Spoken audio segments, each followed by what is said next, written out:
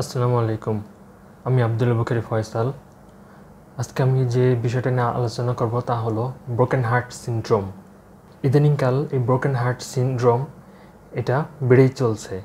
আজকে আমি আপনাদেরকে জানাবো ব্রোকেন হার্ট সিনড্রোম কি, এর কারণে আপনাদের কি কি ক্ষতি হতে পারে, এগুলো নিয়ে আলোচনা করব। আর ভিডিওর শুরুতে বলছি, আপনারা যদি সাবস্ক্রাইবার না করে থাকেন তাহলে অবশ্যই একটা সাবস্ক্রাইব করবেন এবং সাথে থাকা বেল আইকনটি বাজিয়ে দিবেন। তো চলুন শুরু করি।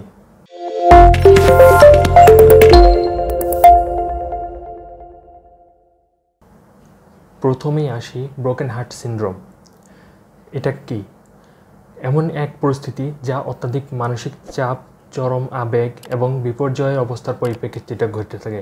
যেমন ধরেন সম্পর্ক ভাঙন, প্রিয়জনকে হারানোর ব্যথা, অথবা অত্যন্ত কাছের কোনো মানুষের সাথে প্রচণ্ড তর্ক বিতর্কের কারণে দেখা দিতে পারে এই সমস্যা।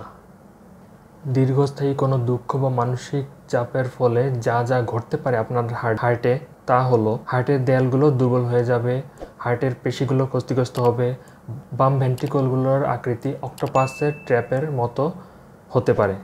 এই সমস্যাগুলো আপনারা দেখবেন বা এর থেকে বেশি কিছু দেখতে পারেন। যেমন ধরেন আপনার হার্টের ব্লকেজ তৈরি হয়ে যাওয়া, বা আপনার হার্টের মধ্যে ছিদ্র হয়ে যেতে পারে অনেক ক্ষেত্রে। এরকম আরও অন্য অন্য ডিজিজ হতে পারে, সেগুলো আপনি নিজে বুঝবেন যদি আপনার হয়ে থাকে। আজকে এই পর্যন্তই। আপনি যদি আমার ভিডিও যদি ভালো লেগে থাকে তাহলে অবশ্যই একটা লাইক দিবেন, কমেন্ট করবেন। আল্লাহ হাফেজ।